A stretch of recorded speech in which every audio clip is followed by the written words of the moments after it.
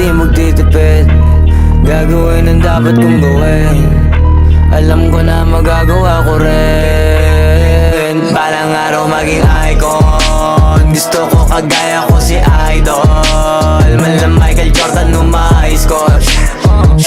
Kilalang magaling pagdating sa ring. Balang araw maging icon. Gusto ko kagaya ko si Idol. Kaya yung tiyaga ko tina times 4.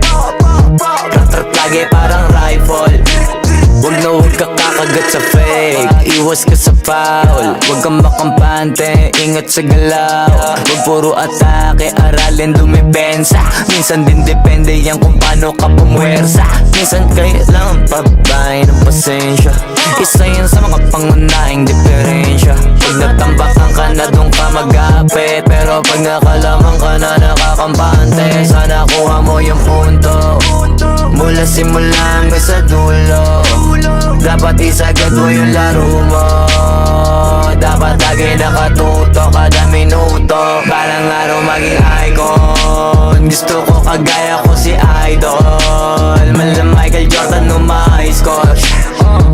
Kilalang magaling pagdating sa ring. Balang araw maging icon. Gusto ko kagaya ko si Idol.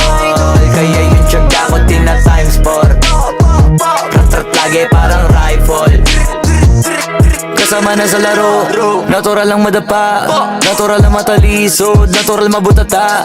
Di ka dapat atitina, di ka dapat mauga, di ka dapat ang ihina, di nila pwede makita. Kung matalo manalo, hanapin kung saan ka mali, para malaman mo rin kung saan mo kailangan magbawi.